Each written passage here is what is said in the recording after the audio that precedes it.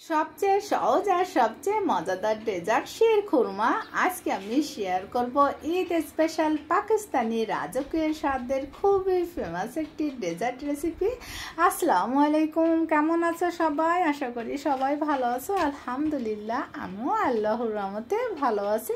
তো আমি এই যে চুলায় প্যান বসিয়ে দিয়েছিলাম আর দিয়েছি অল্প একটু পানি, আর এখন দিয়েছি এখানে 1 লিটার দুধ। তো দুধটা আমি সুন্দর করে জাল করে নিব। যখন দুধটা 3 থেকে 4 বার এরকম ফুটে উঠবে তারপরে আমি চুলাটা একটু বন্ধ করে দিয়েছিলাম, একটু ঠান্ডা করে নিয়ে এখানে দিয়েছি আমি 1/3 কাপ গুঁড়া দুধ। তো গুঁড়া দুধটা দেওয়ার পরে আমি আবারও জাল করে নিয়েছি। ফুটে উঠলে 3 থেকে 4 মিনিট আমি এভাবে জাল করে নিয়েছিলাম। যখন দুধটা এরকম ঘন হয়ে আসছে, একটু ক্রিমি ভাব চলে আসবে, তখন আমি চুলাটা বন্ধ করে এই দুধটাকে সাইডে রেখে দেবো। আর চুলায় আমি আর একটা প্যান বসিয়ে দিয়েছি এখানে ঘি 3 থেকে 4 টেবিল চামচের মতো হবে। আর এখানে নিয়েছি আমি কাজু বাদাম, পেস্তা বাদাম, কিশমিশ আর 4-5টা খেজুর আমি লম্বা চিকন করে কেটে নিয়েছি। নিয়ে আমি যে সুন্দর করে একটু ভেজে নিব। চুলার আঁচটা কিন্তু মিডিয়ামের থেকে লোতে রেখে ভাজতে হবে, পুড়ে গেলে কিন্তু সিমাইটা খেতে তিতা লাগবে। তো ভাজা হয়ে গেলে এই যে আমি উঠিয়ে সাইড করে রেখেছি। আর এখানে নিয়েছি আমি 1 কাপ চিকন সিমাইটাও আমি ঘিয়ের সাথে একটু ভেজে নিব।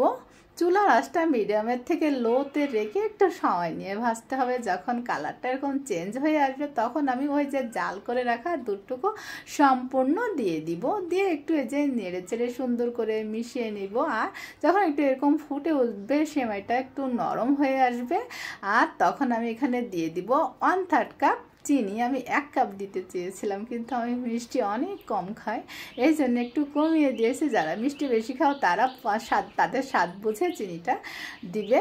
আর সেই ভেজে রাখা আমি বাদাম, কিশমিশ, খেজুর সবটুকু দিয়ে দিয়েছি। দিয়ে যে আমি মিশিয়ে নিয়েছি। এখন দেখো ঘনত্বটা কিন্তু ঠিক আছে, আর আমি এখন জাল করব না। সেমাইটাও খুব সুন্দরভাবে সিদ্ধ হয়ে গিয়েছে। তো আমি এখন নামিয়ে যে একটা সার্ভিং ডিশে ঢেলে নিব। তো সেমাইয়ের ঘনত্বটা কিন্তু ঠিক আছে, কারণ ঠান্ডা হলে কিন্তু আরো একটু ঘন হয়ে আসবে।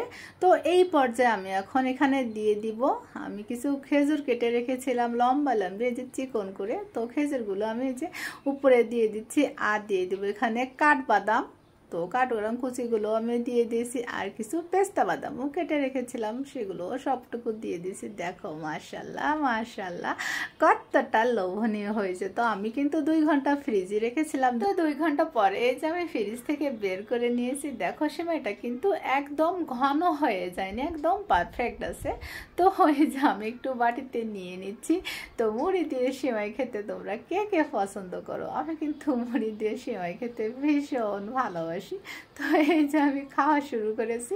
তো ঈদের রেগুলার সেমাইয়ের পরিবর্তে খুব সহজে কিন্তু এই শিরখুরমাটি তৈরি করে নিতে পারবে। এই শিরখুরমাটি না একটু ক্রিমি আর রাজকীয় ভাব থাকে। তো আজ এই পর্যন্ত, সবাই ভালো থেকো, সকলের জন্য আমার দোয়া থাকবে। আসসালামু আলাইকুম।